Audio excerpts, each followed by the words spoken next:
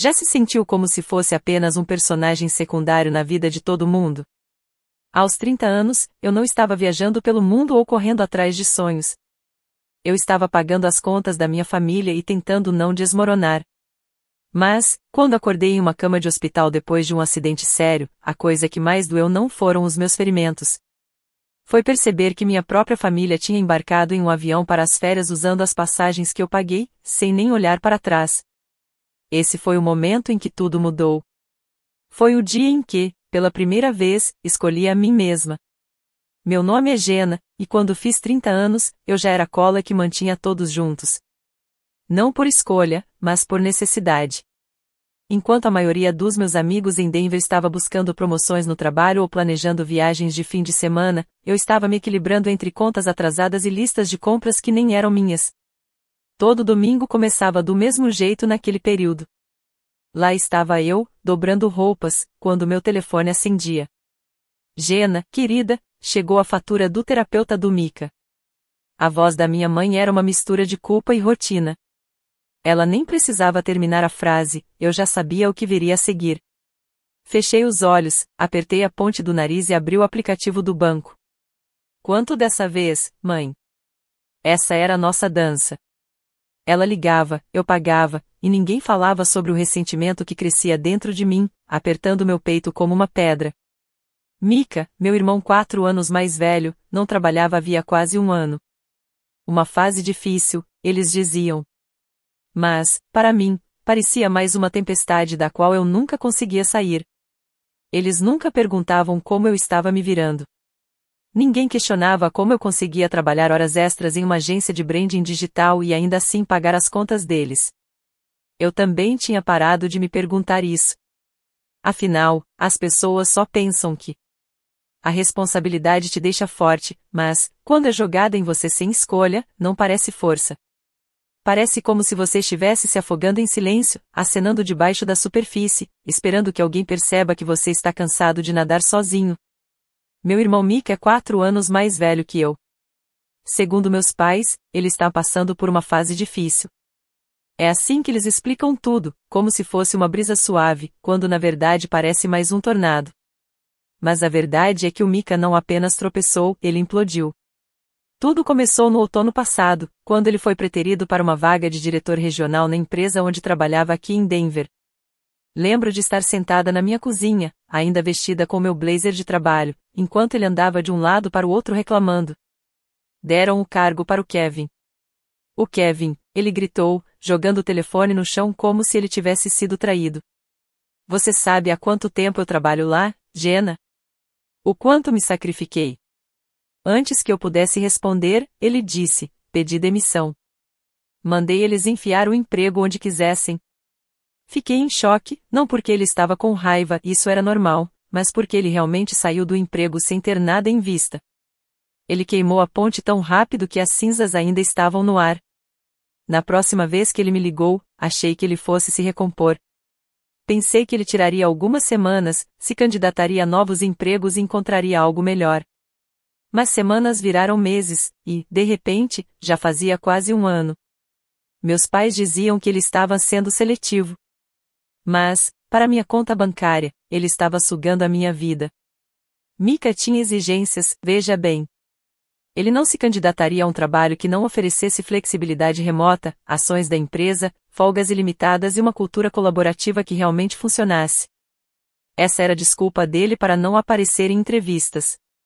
Enquanto ele navegava pelo LinkedIn no conforto da casa dos nossos pais, eu estava enterrada em prazos e contratos de freelance, tentando dar conta de tudo. Para manter todo mundo de pé, o que mais doía não era o dinheiro. Era o fato de esperarem que eu carregasse tudo sozinha, enquanto andavam na ponta dos pés ao redor do ego do meu pai, como se ele fosse feito de vidro. E o meu?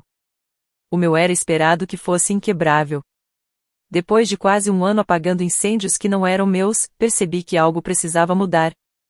O malabarismo constante, meu trabalho, as contas, os custos da terapia do Mika, tinha me deixado sem fôlego. Eu nem conseguia lembrar a última vez que fiz algo só para mim. Foi aí que a ideia de uma viagem surgiu pela primeira vez. Não uma escapada local, não um fim de semana de folga. Algo grande. Algo significativo. Eu sempre sonhei em visitar Roma. Esse sonho ficou esquecido em uma lista que fiz na faculdade, rabiscada no canto de um caderno, junto com coisas como aprender a fazer macarrão fresco. Essa lista ficou acumulando poeira ao longo dos anos, enterrada sob as responsabilidades da vida adulta.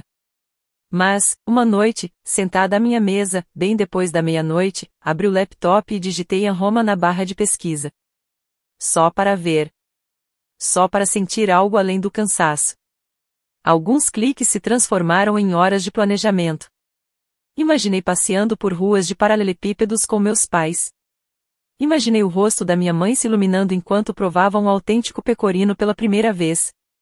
Ela sempre falava sobre aquelas degustações de queijo na Itália, como se fosse um sonho distante. Para o meu pai, encontrei um tour de vinhos no interior, perto do Lácio. Ele adorava um bom vinho tinto depois do jantar, sempre bebendo devagar, como se quisesse saborear cada memória. Até escolhi o hotel perfeito. Um lugar charmoso, escondido entre prédios cobertos de era, com músicos de rua tocando ao fundo. Tinha um terraço pequeno, e o café da manhã era servido na varanda. Parecia algo saído de um filme. Por semanas, me dediquei a isso. Cada reserva, cada pequeno detalhe. Pensei, talvez. Se eu pudesse dar isso a eles, talvez, só talvez, teríamos uma memória intocada pelo estresse ou pelo sacrifício. Um momento no tempo em que eu não precisasse ser a consertadora, a parede que sustenta tudo em silêncio. Isso não era apenas uma viagem de férias, era esperança, costurada com planilhas e confirmações. Um sonho que, pela primeira vez, eu estava ousando transformar em realidade, mesmo que significasse carregar todo mundo junto para isso acontecer. Na manhã antes do nosso voo para Roma, acordei com uma sensação de antecipação que não sentia havia anos. Minha mala já estava pronta e fechada, encostada na porta. O itinerário, no qual passei semanas trabalhando, estava impresso e guardado cuidadosamente na minha bolsa. Tudo o que restava era encontrar um cliente no centro da cidade para uma última apresentação e, de lá, seguir direto para o aeroporto. Lembro de aumentar o som no carro, cantarolando junto com uma antiga playlist de jazz enquanto dirigia pelas ruas ensolaradas de Denver.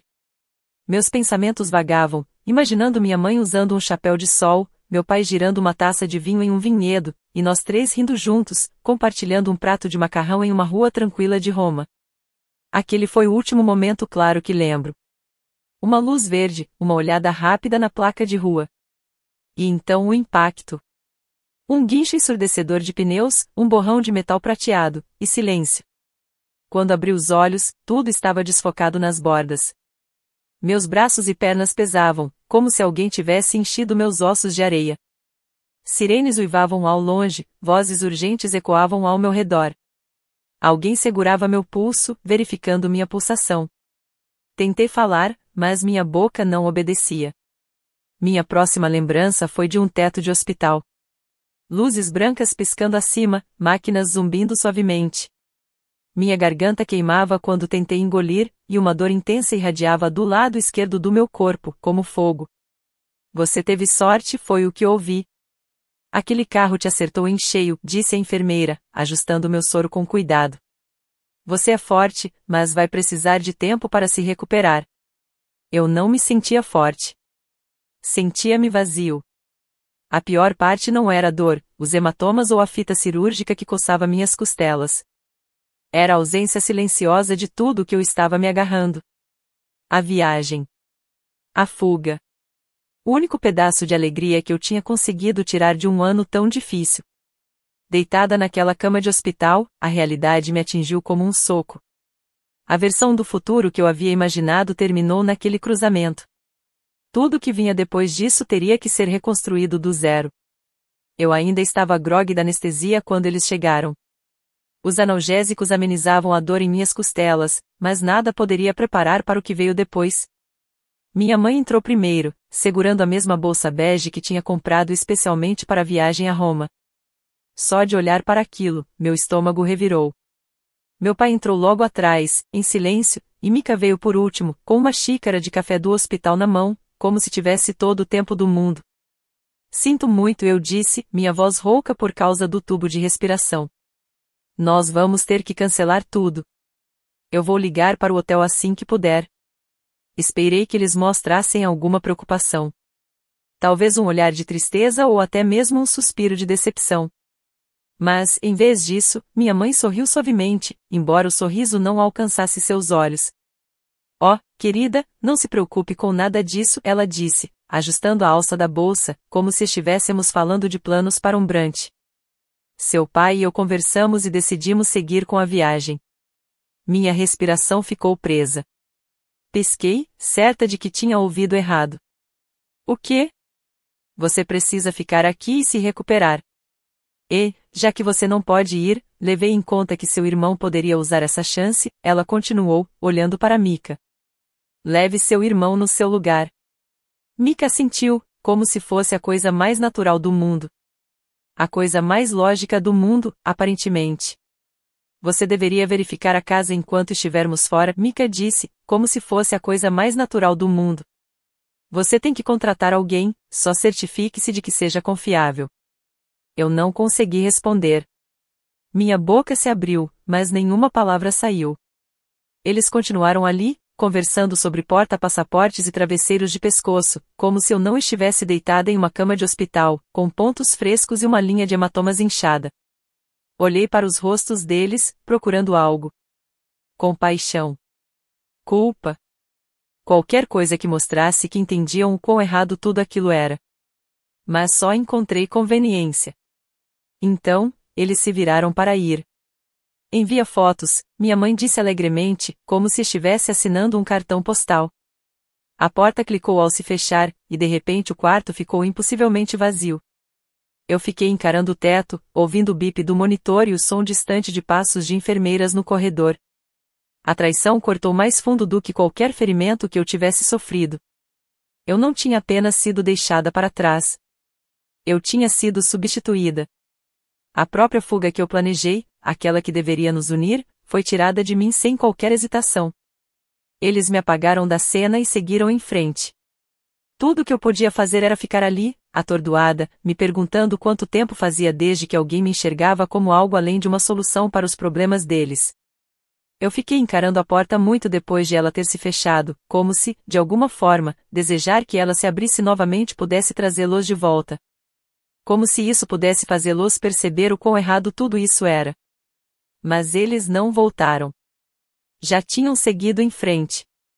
Literalmente. Rolando suas malas pelo corredor do hospital, a caminho do voo que eu mesma tinha reservado. Virei minha cabeça devagar e alcancei o botão de chamada da enfermeira. Quando ela chegou, perguntei em um sussurro. Você pode, por favor, pegar meu telefone? Deve estar com minhas coisas. Alguns minutos depois, ela voltou com uma bolsa transparente do hospital. Vasculhei-a com as mãos trêmulas, até encontrar meu telefone no fundo. Obrigada, murmurei. Ainda intacto, graças a Deus, peguei meu telefone e olhei para a tela de bloqueio. Era uma foto nossa, dos três, do último dia de ação de graças. Nem hesitei. Apaguei a foto e mudei o fundo para um simples azul celeste. Então abri meu e-mail. A pasta Viagem para Roma ainda estava lá. Cada linha de assunto era um lembrete doloroso, confirmação do hotel, itinerário do tour de vinhos, a melhor mesa reservada para o jantar. Meu polegar pairou sobre o primeiro e-mail. Se tudo que eu era para eles era uma coordenadora de viagens, então tudo bem. Eu terminaria o trabalho, mas do meu jeito. Comecei pelo hotel. Alguns cliques, um e-mail curto, e a estadia de 3 noites no hotel boutique coberto de era estava cancelada. Em seguida, cancelei o tour de degustação de queijos da minha mãe. Depois foi o motorista particular para o dia do vinhedo do meu pai. A reserva para o jantar no terraço, que eu havia feito com semanas de antecedência, também foi embora.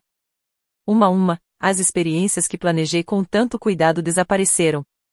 Os planos que levei meses para organizar se desfizeram em poucos minutos. A cada cancelamento, eu sentia uma mistura estranha de perda e clareza. A última coisa que restava eram os voos de volta. Hesitei por mais tempo dessa vez, meu polegar pairando sobre o botão de cancelar. Imaginei-os pousando em Roma, cansados, esperando luxo, apenas para perceber que não tinham onde dormir e nenhum plano para seguir. Respirei fundo e apertei o botão. Pronto. Coloquei o telefone virado para baixo na mesa ao lado da minha cama e fechei os olhos. Eu não esperava me sentir em paz, e não foi isso que senti. Não era vingança, nem satisfação. Era apenas silêncio. Finalmente, eles foram embora sem olhar para trás, presumindo que eu ainda manteria tudo em ordem. Mas, pela primeira vez, eu deixei tudo cair. E, em algum lugar lá no fundo, algo dentro de mim mudou. Eles escolheram as férias deles. Eu me escolhi. A primeira mensagem chegou às 2h17. Meu telefone vibrou suavemente na bandeja ao lado da cama. A tela iluminou o quarto escuro do hospital. Eu não olhei imediatamente. Não precisava. Eu já sabia quem era.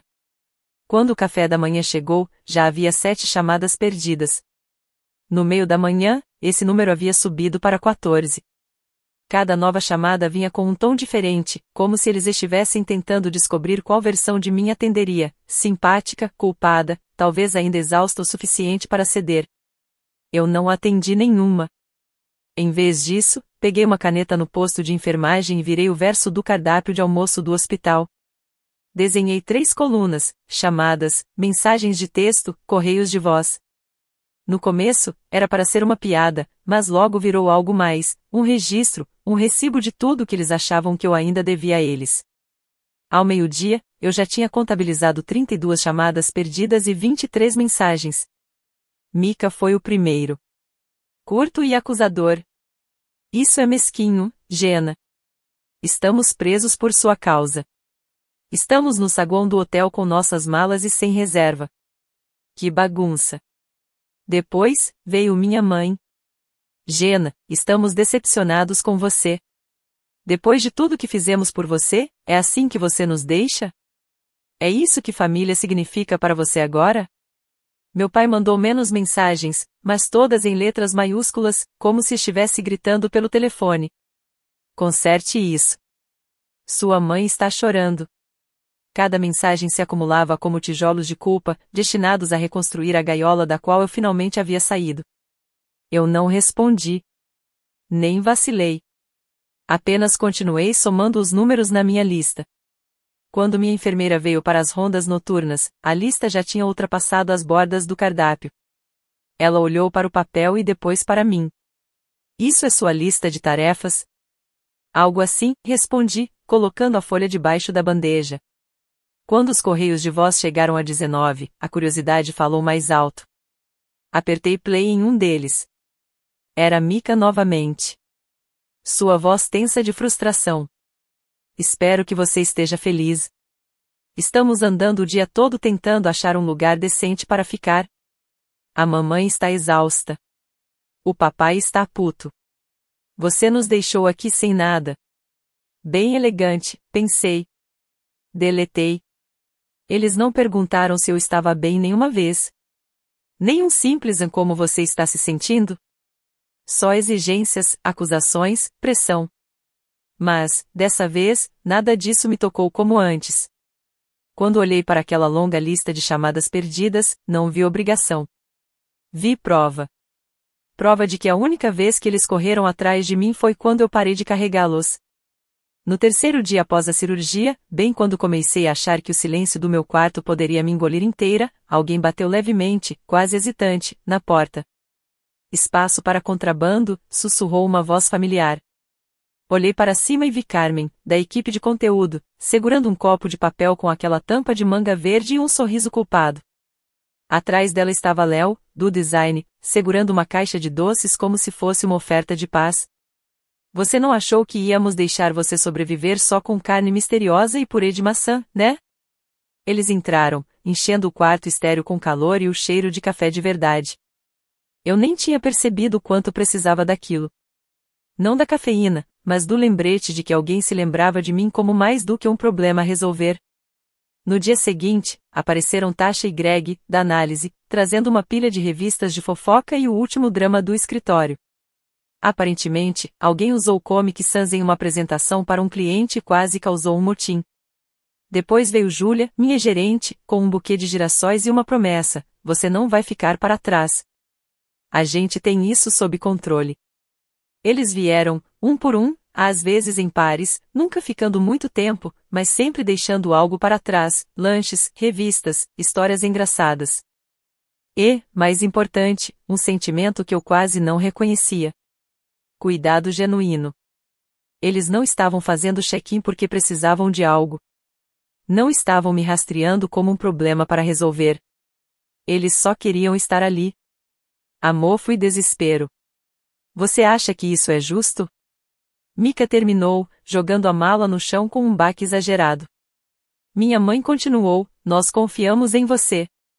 Planejamos isso juntos, e você simplesmente nos largou lá.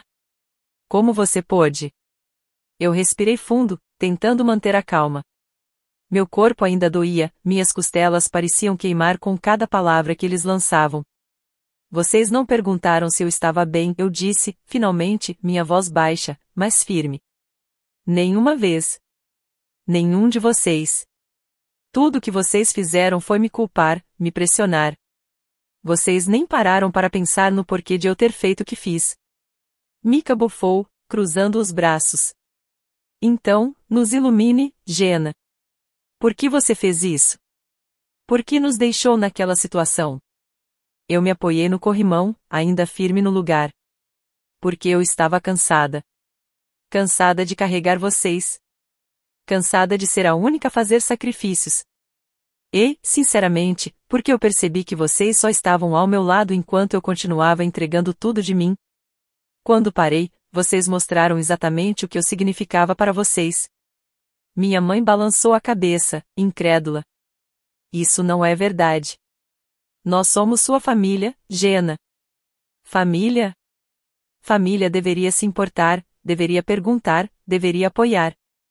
Vocês não fizeram nada disso, respondi. Vocês foram para Roma e me deixaram aqui, sem nem olhar para trás. Vocês não vieram me visitar até que tudo estivesse desmoronando para vocês. Isso não é família. Isso é conveniência. O quarto ficou em silêncio por um momento. Meu pai abriu a boca para falar, mas parou, como se não soubesse o que dizer. Eu estou tentando me recuperar, continuei, sentindo uma onda de força que nem sabia que tinha. E, pela primeira vez, estou colocando a mim mesma em primeiro lugar. Vocês podem não entender agora, mas isso não vai mudar. Minha mãe abriu a boca para retrucar, mas Mika a segurou pelo braço. Vamos, mãe, ele disse, sua voz mais baixa, quase resignada. Deixe-a. Eles saíram, um por um, e a porta se fechou com um clique suave. Eu fiquei ali por alguns momentos, respirando fundo, antes de finalmente me deixar cair de volta na cama. Pela primeira vez em muito tempo, eu me senti leve. Ponto a palavra que ela escolheu, como se eu fosse algum tipo de recurso descartável, algo que se aproveita antes que perca sua utilidade. Eu ri, uma risada amarga que escapou antes que eu pudesse segurar. Utilizável? Sério, mãe? Eu quase morri.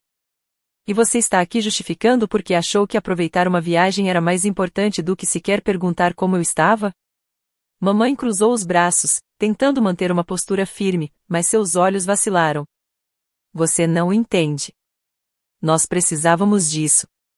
Foi um ano difícil para todos nós. Todos nós? Minha voz subiu um pouco, e Amber deu um passo à frente, como se estivesse pronta para intervir, mas eu a detive com um olhar.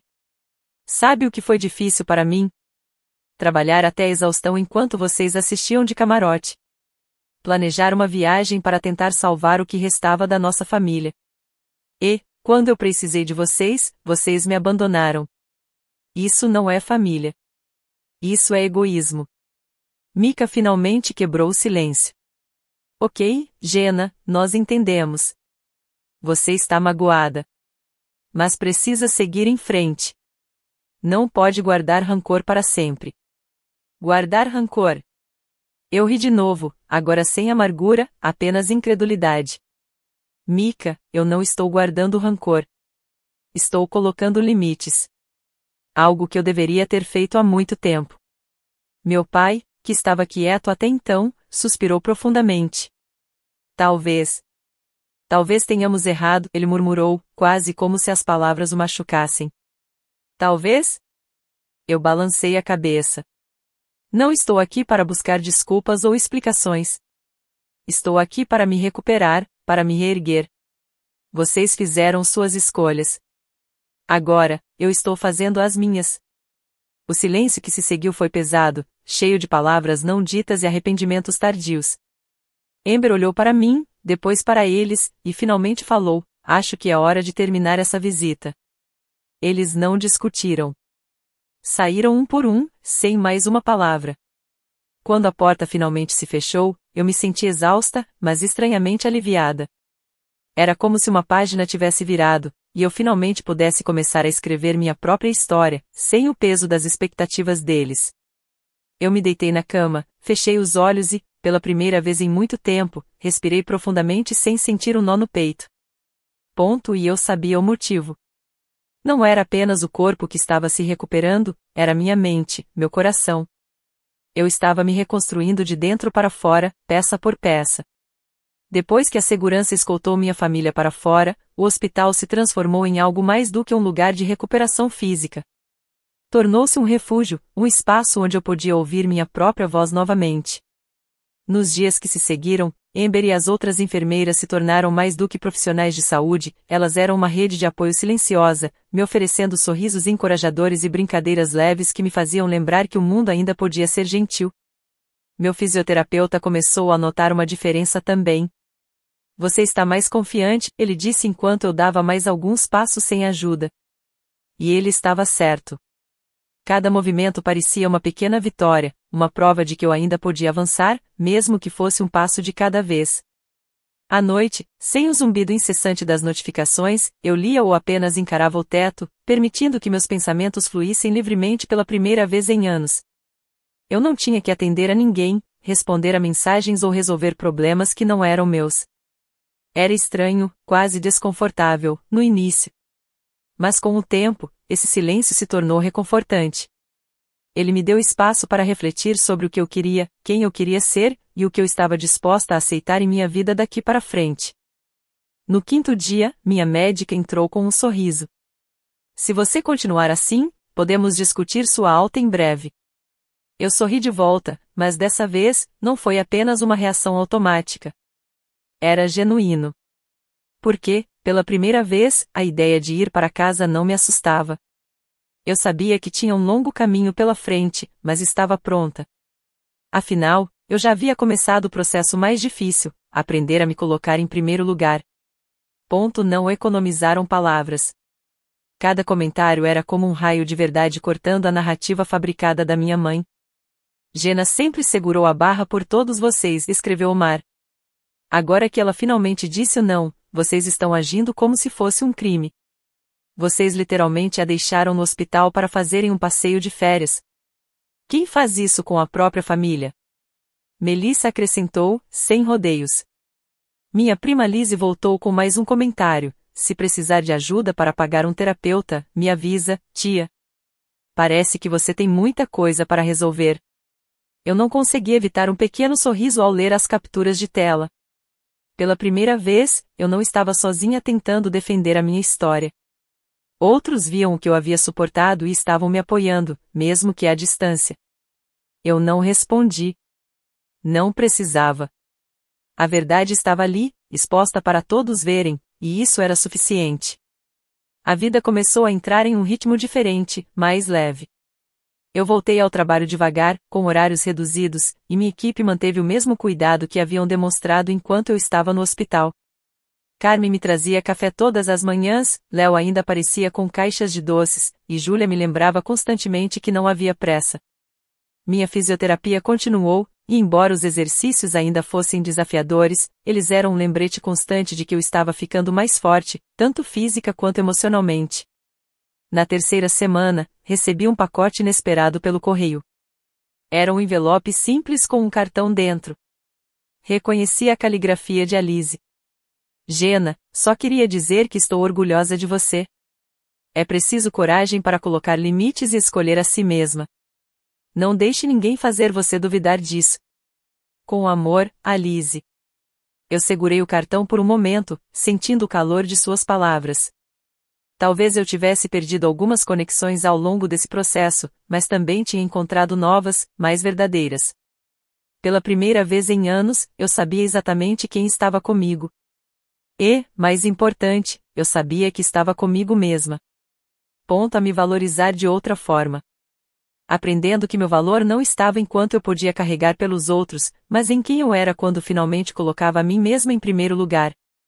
Naquela noite, enquanto a cidade ficava silenciosa e a escuridão tomava conta, senti algo novo, uma leveza, uma liberdade que eu mal conseguia nomear. Dias se passaram, e a vida continuou a se ajeitar. Eu comecei a fazer planos não para agradar, mas para explorar. Para mim, pequenas coisas no início, uma caminhada ao ar livre, um curso de culinária online, tardes em livrarias folheando romances. E então veio o dia da viagem. Eu me vi no aeroporto, segurando minha própria bagagem, sem precisar olhar para trás, sem ninguém para carregar comigo. Era só eu, meu passaporte e o mundo esperando para ser explorado. Cheguei em Roma no início da manhã. O ar era fresco, carregado com o cheiro de café e pão fresco. Enquanto andava pelas ruas de paralelepípedos, senti uma mistura de excitação e paz. Cada esquina parecia um convite para algo novo. Fiquei no mesmo hotel que havia reservado antes, mas desta vez, a experiência foi diferente. Não havia pressa, nem planos rígidos. Eu comi queijos incríveis, tomei vinho enquanto o sol se punha sobre os vinhedos e ri sozinha de piadas internas que ninguém mais entenderia. Essa viagem não era uma fuga. Era um retorno a mim mesma. Enquanto o último dia chegava ao fim, sentei em uma pequena praça, observando a vida italiana ao meu redor. Pela primeira vez, percebi que não precisava de validação de ninguém para saber que estava no caminho certo. E assim, enquanto o sol se punha em Roma, uma nova luz nascia dentro de mim. Um brilho tranquilo, uma certeza, eu sou suficiente. Sempre fui. E, finalmente, eu estava vivendo de acordo com isso. Mas, como sempre, as capturas de tela já tinham circulado. A verdade cuidadosamente editada da minha mãe não conseguiu sobreviver ao peso dos fatos. Aquela noite foi diferente. Pela primeira vez, senti que não estava sozinha. Não porque eu precisava de alguém para lutar por mim, mas porque as pessoas que realmente conheciam a história estavam dispostas a falar. Minha prima Elisa, Lucas, Dena, eles não precisavam dizer nada, mas disseram. Eu não procurei ninguém para agradecê-los. Achei que o melhor a obrigada seria viver minha vida sem deixar que a manipulação da minha família me definisse mais. No dia seguinte, acordei com mensagens de desculpas da minha mãe e de Mika. Elas eram longas e cheias de frases como não era isso que queríamos dizer e a nós só sentimos sua falta. Li todas, mas não respondi. Pela primeira vez, não senti necessidade de me justificar ou de tentar consertar algo que eu não quebrei. O silêncio não era vazio. Era libertador. Continuei focada em minha vida. A fisioterapia avançava bem, e meu corpo respondia melhor a cada dia. Voltei a trabalhar com confiança, e as risadas no escritório me lembravam o quanto eu sentia falta de estar cercada por pessoas que me valorizavam pelo que eu era, não pelo que eu fazia por elas. Na semana seguinte, desativei as notificações de vez e silenciei os números da minha família. Não porque eu os odiasse, mas porque, finalmente, entendi que o espaço que eu precisava para me curar nunca viria deles. E foi assim que, pela primeira vez em anos, comecei a respirar sem pesos extras no meu peito. Não enviei mensagens, nem senti necessidade de compartilhar nada além do momento comigo mesma. Roma era minha, completamente minha, e pela primeira vez, isso era suficiente. Ao caminhar pelas ruas de paralelepípedos, senti o tipo de liberdade que antes só imaginava em sonhos. Não havia cronogramas rígidos, nem opiniões conflitantes para conciliar, nem olhares julgadores me seguindo. Cada escolha que fiz, desde a sobremesa em um café de esquina até o tempo que passei admirando o panteão, era apenas minha. Uma tarde, me sentei em uma pequena praça com uma fonte antiga no centro, comendo um gelato de pistache. Enquanto o sol dourava as fachadas dos prédios ao meu redor, pensei em como cheguei até ali. Não com amargura, mas com gratidão por ter encontrado coragem de me colocar em primeiro lugar. Na última noite, no terraço do hotel, com uma taça de vinho tinto na mão, observei as luzes da cidade piscando à distância. Não havia mais peso, apenas o som tranquilo da vida continuando ao meu redor. Essa viagem não foi apenas sobre Roma. Foi sobre reivindicar partes de mim que achei que estavam perdidas. Sobre aprender a amar a própria companhia e encontrar paz no silêncio. Quando fechei minha mala na manhã seguinte, pronta para voltar para casa, percebi que algo havia mudado. Não era apenas meu corpo que estava mais forte, mas minha alma também. E, pela primeira vez, senti que estava exatamente onde precisava estar. Não marquei minha localização, porque isso não era para ninguém além de mim. Na terceira noite, sentei-me em um pequeno café ao ar livre. Na minha frente, uma tigela de carbonara perfeita e, na mão, uma taça de Montiano. Observei as pessoas passando, rindo, caminhando, vivendo suas vidas. Peguei meu telefone, abri a galeria de fotos e apaguei a última foto que restava da minha família. Então, tirei uma nova. À vista do meu assento, a massa ainda intocada, as luzes suaves penduradas no teto. Um recomeço. Mais tarde naquela noite, abri meu laptop só para dar uma olhada no calendário. Não estava pronta para voltar para casa ainda. Então, reservei mais 2 dias. Sem planos, sem itinerários. Apenas espaço.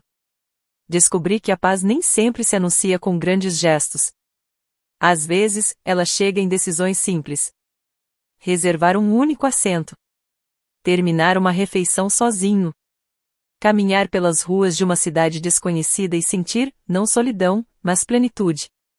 Pela primeira vez na vida, eu não estava fugindo de nada. Eu estava apenas vivendo. E isso, percebi, era mais do que suficiente.